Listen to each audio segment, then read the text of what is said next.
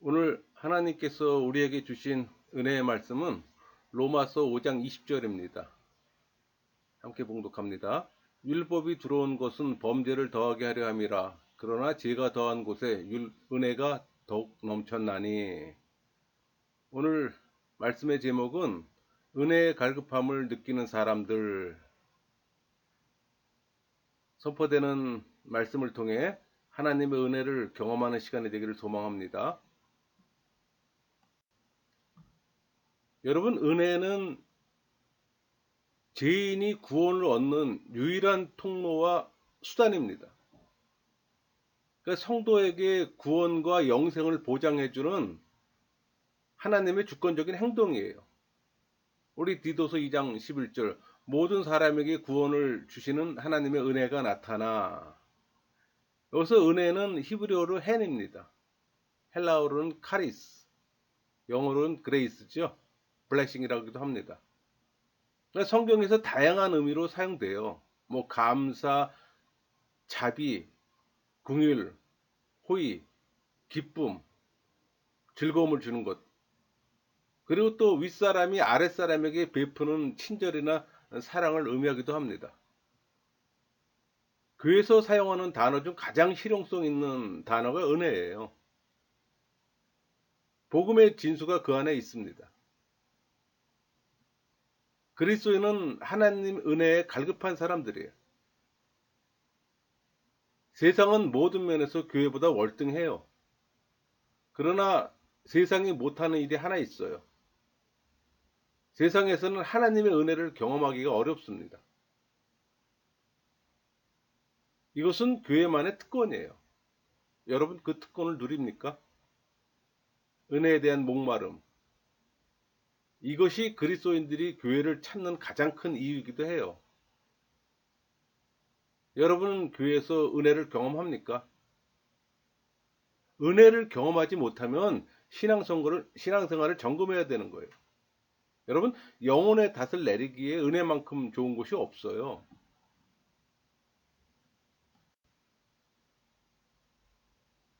흔히 하나님이 인간에게 아무 조건 없이 베푸는 사랑을 은혜라고 말합니다. 하나님의 백성을 지배하는 수단이 은혜잖아요. 여러분은 하나님의 백성입니까? 그럼 무엇으로 증명하죠? 은혜 받음의 여부로 알 수가 있는 거예요. 일상의 삶에서 하나님의 은혜를 경험하지 못한다면 신앙을 점검해야 합니다. 우리 에베소서 2장 5절 허물로 죽은 우리를 그리스도와 함께 살리셨고 너희는 은혜로 구원을 받은 것이라. 죄로 인해 진노받아 마땅한 죄인의 구원은 하나님의 은혜로 이루어집니다. 누구에게나 주어지면서 또 누구에게나 주어지지 않는 신비한 보물이에요. 여러분 은혜를 경험하고 싶으세요? 그렇다면 조건이 있어요. 여러분의 영적 안테나가 하나님에게 맞춰 있을 때 경험할 수가 있어요. 하나님이 요구하는 것은 아무것도 없어요. 그냥 믿음으로 사모하다 받고 받으면 감사하고 인정하면 그뿐이에요. 여러분이 원하는 것은 무엇입니까? 이 질문을 하면 많은 사람들은 세속적인 것으로 답합니다. 정답 알려드릴까요? 구원과 은혜가 정답이에요. 교회에서 은혜를 경험하는 게 점점 힘들어져요. 지금 교회는 세속 문화와 은혜 잃은 종교가 혼합된 상태입니다.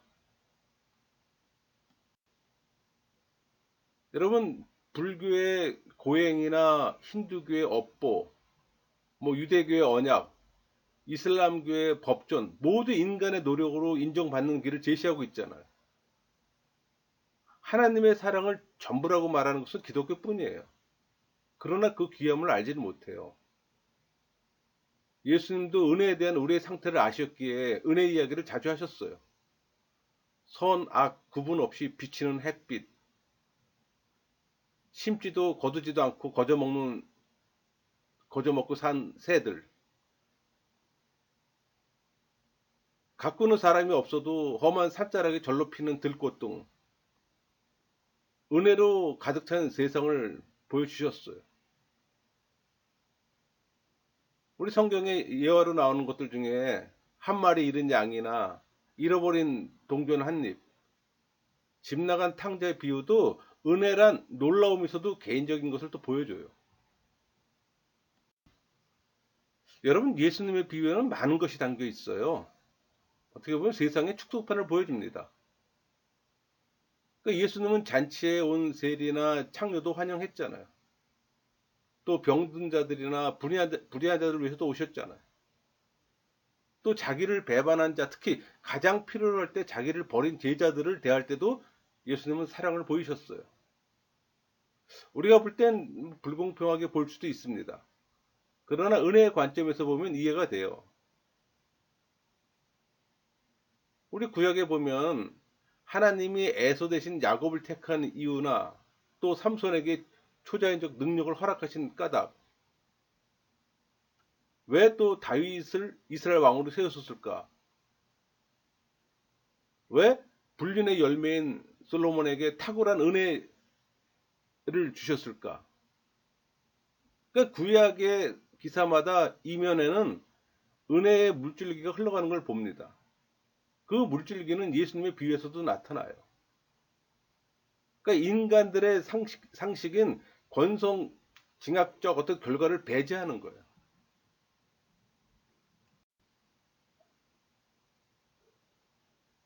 하나님의 은혜는 하나님에 대한 의문점을 또 해결해 줍니다. 여러분, 성경 지식이 부족해도 인간을 향한 하나님의 마음을 성경에서 감지할 수가 있어요.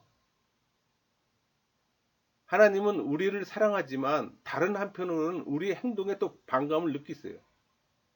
그러니까 인간 안에서 하나님의 형상을 보시기 원하지만 고작해야 끼어져 흩어진 조각만 보일 뿐입니다. 그래도 하나님은 포기하지 않으세요. 우리 호세아 11장 8절 볼까요? 에브라임이여 내가 어찌 너를 놓겠느냐, 이스라엘이여 내가 어찌 너를 버리겠느냐, 내가 어찌 너를 아드마같이 놓겠느냐, 어찌 너를 수범같이 두겠느냐, 내 마음이 내 속에서 돌이켜 나의 궁일이 온전히 불붙하도다. 여러분, 호세아서를 통해 하나님은 사랑을 보이세요. 하나님은 호세아와 고멜이 결혼하게 하시고 또 고멜은 세 자녀를 낳은 뒤 가정을 버리고 다른 남자한테 갑니다. 그러다 한동안 또 창녀 생활을 하는데 바로 그때 하나님은 호세아에게 이상한 명령을 내렸어요. 우리 호세아 3장 1절 여호와께서 내게 이르시되 이스라엘 자손이 다른 신을 섬기고 건포도 과자를 즐길지라도 여호와가 그들을 사랑하나니 너는 또 가서 타인의 사랑을 받아 음료가 된 그 여자를 사랑하라 하시기로. 고멜은 은혜를 받았습니다. 고멜의 부정으로 세상의 웃음거리가 된 호세아는 고멜을 다시 집으로 맞아들였어요. 호세아의 관점에서 은혜는 세상의 스캔들이 됐어요. 고멜이 받은 것은 공평도 아니고 공의도 아니잖아요. 여러분, 신약에도 사도 바울을 통해서 하나님의 은혜를 경험하게 됩니다. 다메섹 도상의 길바닥에 엎드러진 바울은 은혜의 충격에서 영영 헤어나지를 못했어요. 바울 서신을 보면 은혜 설교를 수없이 한 이 바울은 하나님이 죄인과 화목케 되신 경위를 밝히는데 많은 공을 들입니다. 그러니까 하나님은 인류를 버리지 않으려고 그 아들을 주셨어요. 여러분, 은혜란 받는 죄인에게는 값없는 것이지만 주는 이에게는 전소유가 다 들어가 있어요. 여러분, 인간의 DNA에 심겨진 죄성은 끊어지질 않아요. 그 죄성은 세대에서 세대로 흘러갑니다. 은혜는 공평함의 문제가 아니에요. 인간의 본성을 보면 은혜는 정당성도 정의도 없어요. 예수님은 우리 마태복음 6장 12절 우리가 우리에게 죄 지은 자를 사하여 준 것 같이 우리 죄를 사하여 주시옵고 이렇게 기도하도록 가르칩니다. 그러니까 여러분, 주기도문 한가운데는 용서라는 행위가 자리를 잡고 있어요. 그러니까 예수님은 우리의 의지에 하나님의 용서의 조건을 달아 놓으신 겁니다. 이웃을 용서하고 악순환을 끌어 새로 시작할 수 있을 때 하나님도 우리를 용서하고 다시 시작할 수 있는 거예요. 그렇다면 하나님은 왜 우리 죄성에 어긋나는 행위를 요구할까요? 용서가 믿음의 초석이 될 정도로 중요한 까닭은 뭘까요? 그 답이 복음서에 나와 있습니다. 하나님은 용서의 하나님이시죠. 우리의 소명은 하나님처럼 되는 것이기 때문에. 그러니까 용서함으로써 복수의 권리를 접고 공평 문제 처리는 모두 하나님께 넘겨드리는 거예요. 우리가 심판하는 게 아니에요. 정의와 자비 사이의 저울을 하나님 손에 넘겨드리는 겁니다. 모든 인간이 본성적 행위를 택하는 이유는 뭘까요? 죄성 때문이에요. 그러나 용서만이 고통의 악순환을 중단시킬 수가 있어요. 여러분, 신약에 사용된 용서라는 헬라어 의미는 문자적으로는 자신을 풀어주다, 멀리 놓아주다, 자유케 하다는 뜻을 갖고 있어요. 용서에는 출구 전략이 있는 겁니다. 용서로 책임 소재와 공평성의 문제가 해결되는 것은 아니지만 관계의 새 출발은 가능해요. 바로 이 점이 신앙인과 종교인이 다른 점이에요. 사고력이 아니라 회개와 용서의 능력이 신앙인의 강점이에요. 그러나 용서는 내가 하는 게 아니라 하나님의 은혜를 경험할 때 가능해요. 큰 용서는 은혜를 경험한 자만이 가능합니다. 여러분이 하는 것 같지만 여러분이 하는 게 아니에요. 하나님의 은혜를 경험할 때 그 용서하는 마음이 생기는 겁니다. 여러분, 어떻게 보면 용서가 불공평하게 보일 수도 있어요. 그러나 최소한 복수의 악순환을 중단시킬 수는 있습니다. 여러분, 복수에 집착한 치명적 약점은 악과 복수에 매여 있으며 악의 수렁에서 못 빠져나온다는 거예요. 그래서 용서만이 불의에서 우리를 자유케 하는 겁니다. 레위기 24장 20절을 볼까요? 상처에는 상처로, 눈에는 눈으로, 이에는 이로 갚을지라. 남에게 상처를 입힌 그대로 그에게 그렇게 할 것이며. 구약 성경을 보면 동해 보복복이 나오잖아요. 눈에는 눈, 이에는 이. 이런 식의 정의 원리를 따른다면 이 시대 모든 사람은 전부 다 눈 멀고 말 겁니다. 여러분, 은혜에는 은혜 나름의 힘이 있어요. 그래서 정치 지도자에게 요구되는 것이 화해 리더십이잖아요. 화해는 국가 분위기를 변화시킬 수가 있어요. 정치는 외면을 다룹니다. 반면에 진정한 용서는 정치에 답이 없는 인간 내면의 악을 다뤄요. 악은 공기로 전염되는 바이러스처럼 구석구석 퍼져나가요. 우리 코로나19 팬데믹을 통해서 경험하고 있잖아요. 그러나 백신은 한 번에 한 사람씩 투여하잖아요. 은혜의 순간이 이르면 진정 용서가 백신을 알게 될 겁니다. 예를 한번 들어볼까요? 과거 독일은 유대인에게 저지른 범행이 컸잖아요. 그래서 전 세계 유대인들에게 용서를 구하는 성명서를 냈습니다. 이런 행동이 어떤 변화를 가져올까 생각해 볼 수 있잖아요. 그들이 용서를 구한다고 죽은 유대인이 되살아나지는 않습니다. 또 나치의 극악무도한 행위가 잊혀진 것도 아니에요. 그러나 그것은 죄책의 중압감을 덜어줘요. 그러니까 독일과 이스라엘 간의 용서의 좋은 본보기입니다. 그러니까 국제 정치에도 은혜는 고유의 힘을 갖고 있어요. 물론 상반된 국가도 있습니다. 용서를 구하지 않는 일본. 지금 일본의 집권 세력은 평화헌법을 개정해 과거로 돌아가려고 했잖아요. 우길기의 추억을 회상하며 과거의 영광을 잊지 못해 추락하는 어리석음을 보입니다. 쉽게 비교가 됐죠? 은혜도 쉽게 비교가 될 정도로 힘이 있어요. 여러분, 은혜는 신앙인의 공기와도 같아요. 은혜를 경험하지 못하는 신앙인은 상상조차 할 수가 없습니다. 여러분, 은혜의 갈급함을 느낍니까? 레위기 7장 19절 볼까요? 그 고기가 부정한 물건에 접촉되었으면 먹지 말고 불살를 것이라. 그 고기는 깨끗한 자만 먹을 것이니. 부정함에 대한 구약 율법의 원리에는 불량품은 배제가 됩니다. 철저하게 배제가 됩니다. 이스라엘 음식에는 부정한 동물을 철저히 배제했어요. 지금도 동일해요. 지금도 여러분들이 이스라엘에 가면은 커시어 마크 없는 식품 판매가 금지됩니다. 적어도 먹는 음식에 대해서는. 그러니까 예배 때 사용된 정한 동물에도 똑같은 원리가 적용돼요. 하나님은 완전한 걸 요구하셨어요. 하나님은 부정한 동물은 거절하셨어요.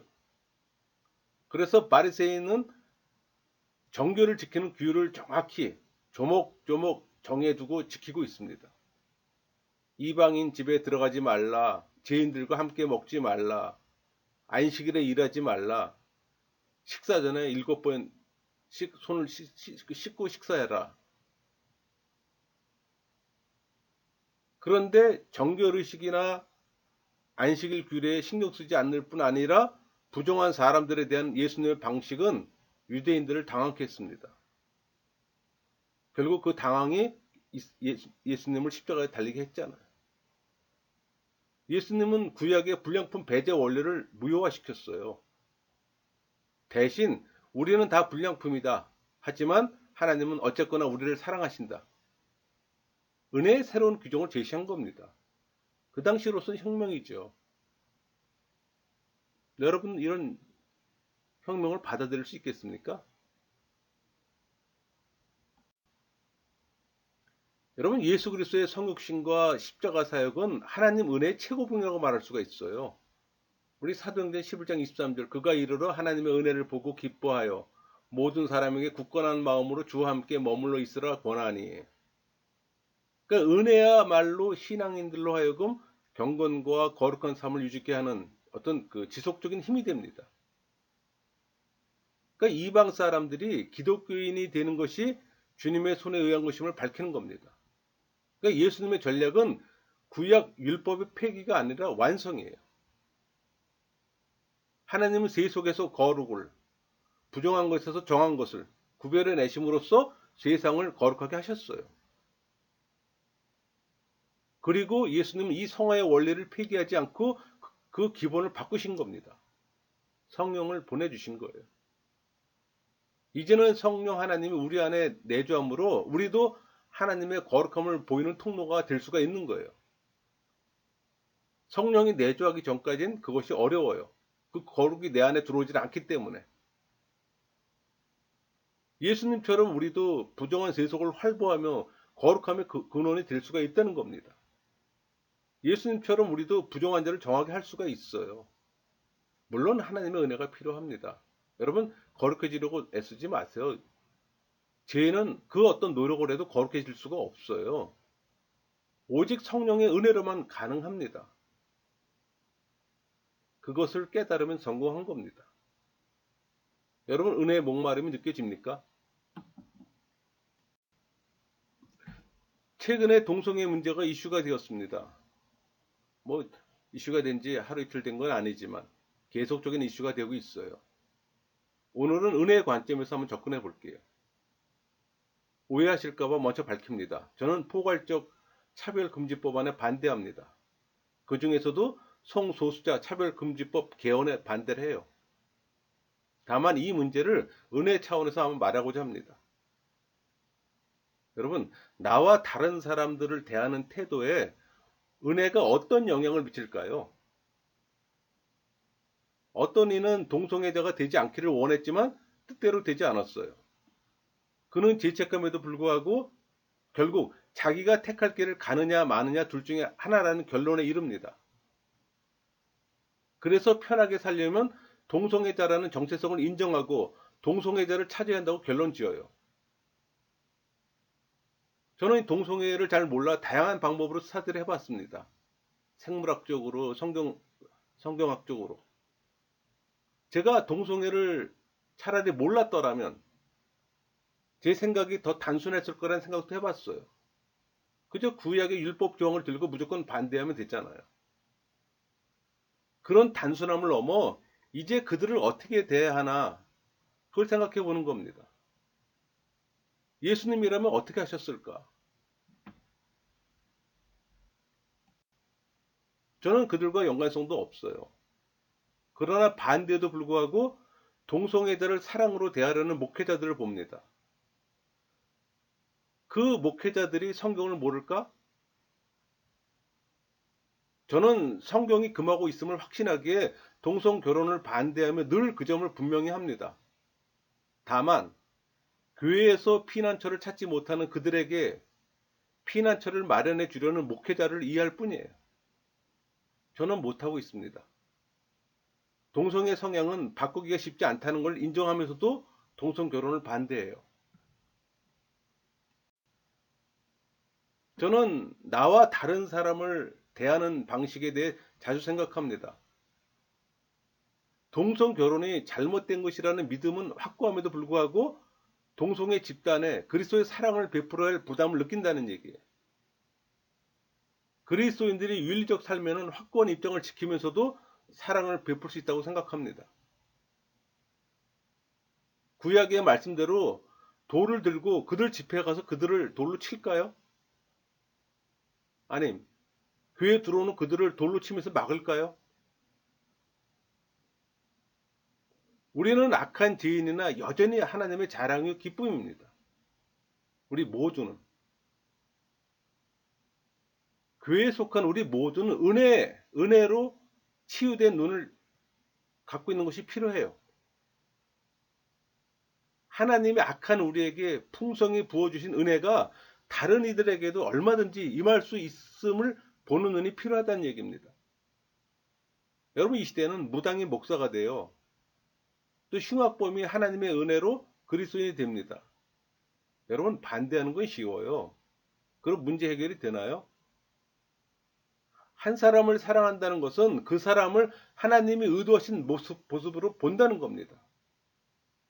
그 사람도 하나님의 형상이 회복될 기회가 있다는 겁니다. 그 사람에게 기회가 없다고 우리가 단정할 수 없잖아요. 여러분, 어둠이 깊을수록 그 가운데 비치는 빛은 더 밝아 보입니다.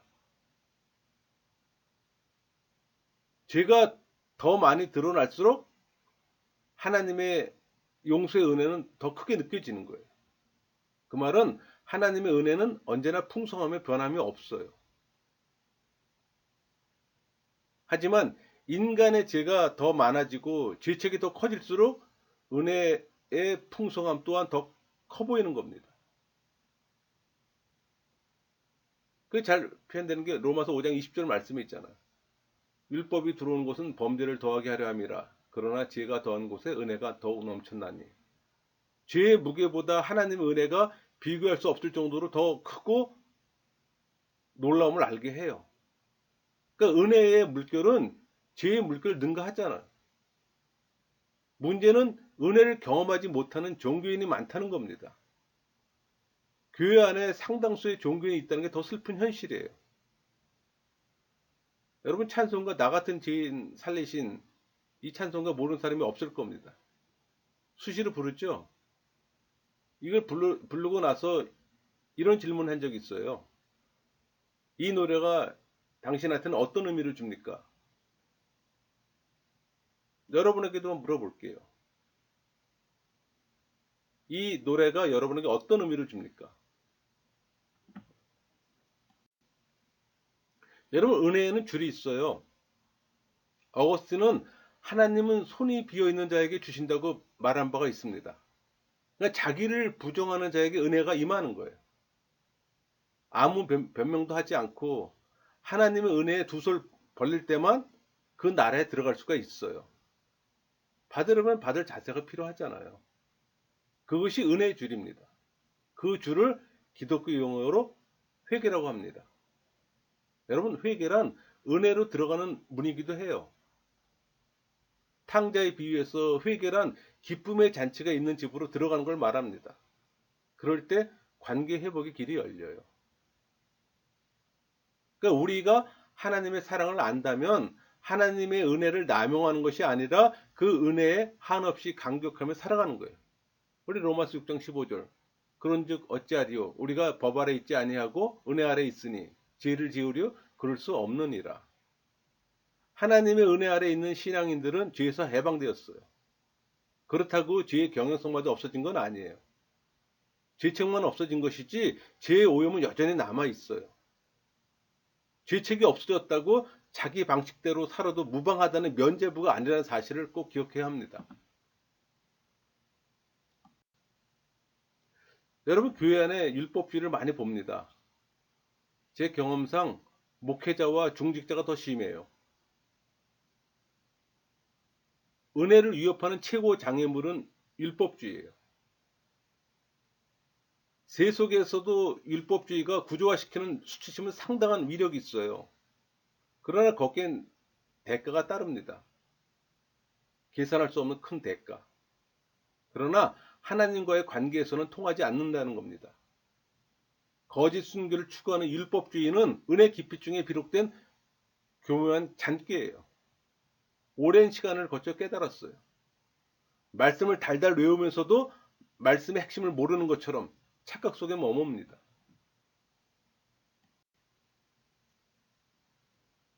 여러분, 외식이라는 이 단어는 가면을 쓴다라는 뜻을 갖고 있어요.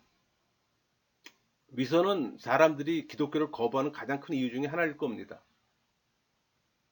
그리스도인들이야말로 가정의 소중함을 운운하지만 이혼 비율은 교인들도 불신자들과 비슷한 수준이에요. 그러니까 율법주의는 본질상 어떤 위선을 부추겨요.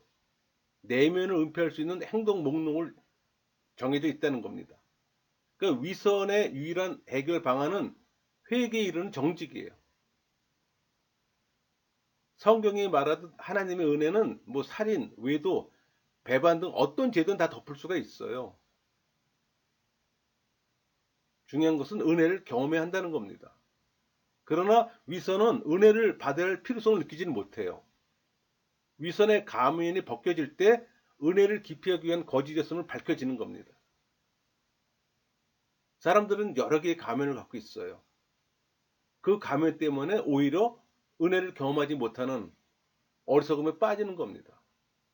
아주 쉽게 경험할 수 있는 은혜를 스스로 거부하는 결과를 초래한다는 겁니다.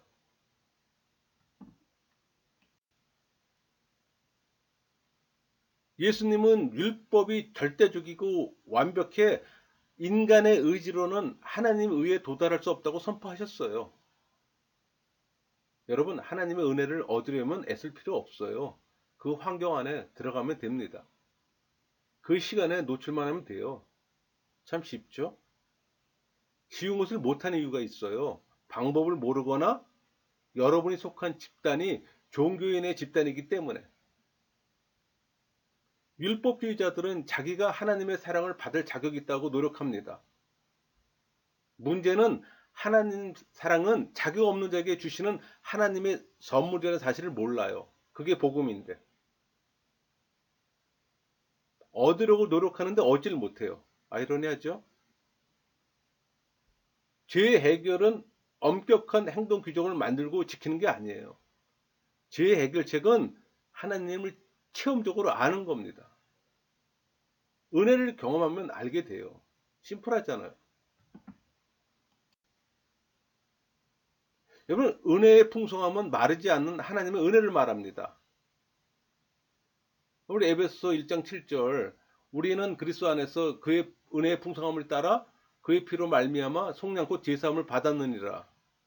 여러분, 신앙인의 완전한 사죄를 가능케 하며 은혜로운 삶의 근거가 돼요. 제사함은 죄로 인해 파생되는 모든 결과에서 해방된 것을 말합니다. 바울의 서신서들을 보면 하나님 은혜의 풍성함이란 이 신학적 개념을 다룹니다. 항상. 그리고 그 다룬 다음에 현실적인 반론을 답하는 시간을 꼭 가져요. 여러분, 국가와 민족과 가정을 묶고 있는 사슬을 깨뜨릴 수 있는 은혜의 놀라운 힘을 제시했어요. 여러분, 은혜에는 세상 최고의 기쁜 소식이 담겨져 있습니다. 하나님이 우리를 사랑하신다는 거예요. 너무나 기쁜 소식이죠. 은혜가 그렇게 놀라운 것이라면 왜 그리스도인들은 더 많은 은혜를 드러내지 못할까요? 은혜의 향기를 가진 그리스도인들이 반대로 역한 냄새를 풍기는 것은 왜일까요? 은혜를 경험하지 못하기 때문입니다.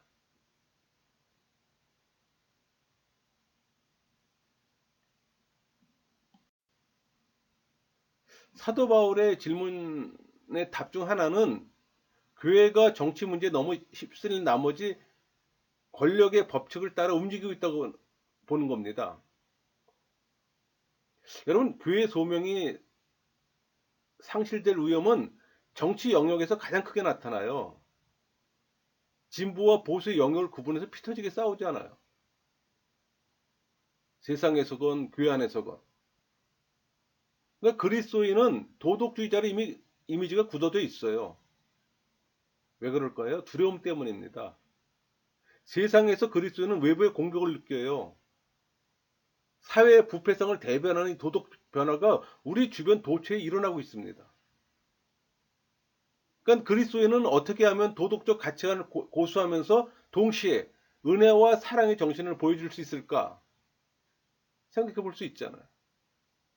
일상의 삶에서 수시로 은혜를 경험하고 성령의 지배를 받으면 쉽게 해결할 수 봅니다. 저는. 그 제 생각입니다.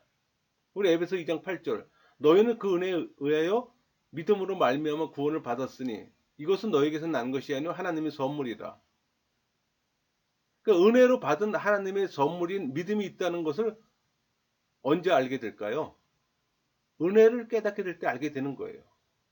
예수님을 경험할 때, 은혜가 격발할 때 은혜로 나타나는 체험입니다. 그러니까 신앙생활은 도덕적 가치관에 대한 관심만으로는 부족해요. 여러분, 은혜가 빠진 도덕주의로는 문제가 해결되지 않습니다. 종교인들이 흔히 부닥치는 딜레마예요. 해결 방법은 예수의 믿음을 갖는 겁니다. 왜? 그때부터 은혜를 경험하기 때문에.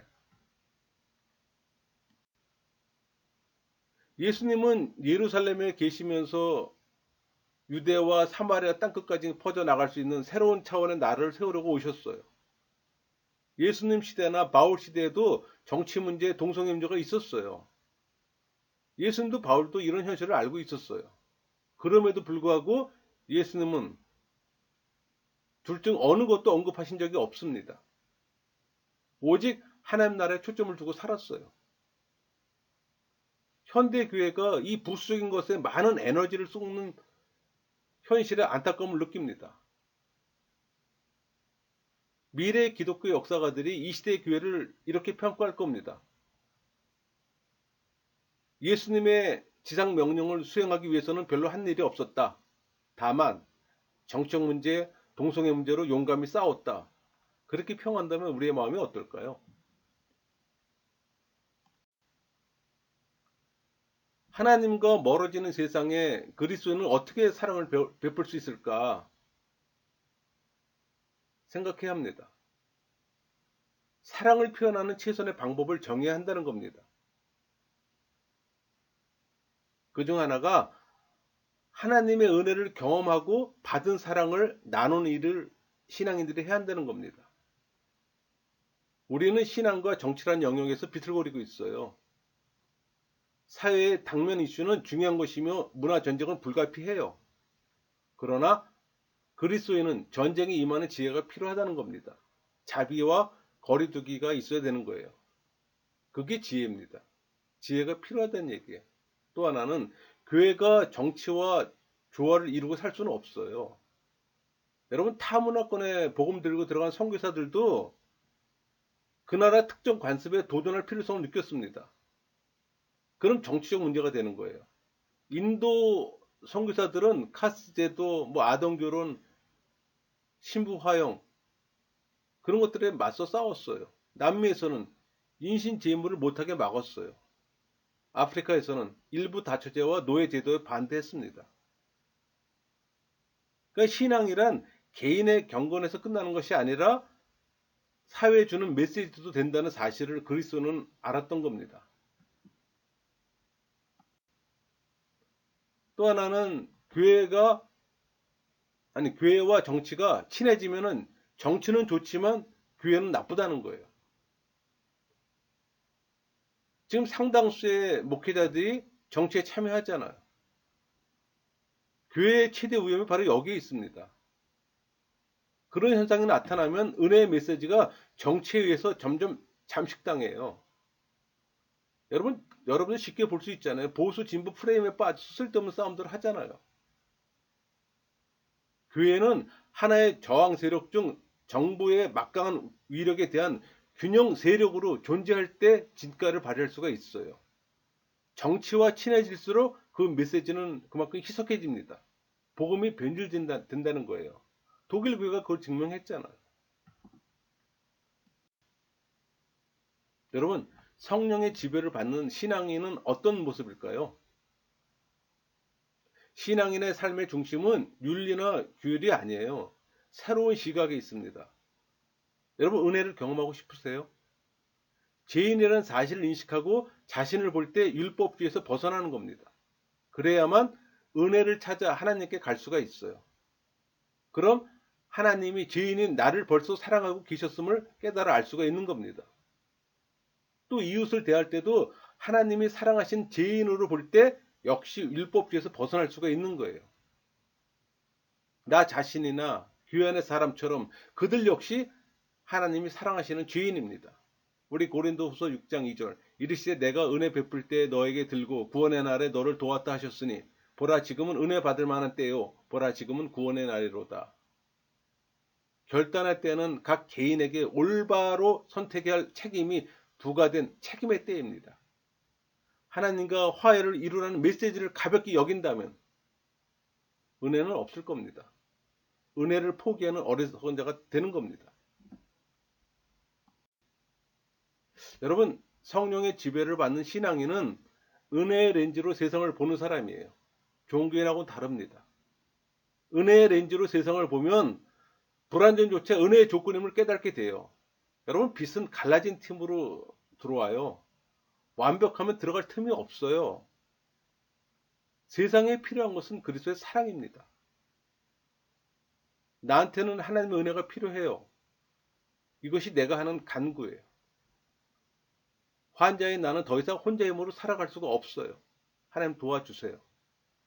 이런 갈망을 고백하는 자들을 자상하게 대하시는 예수님의 모습을 보게 됩니다.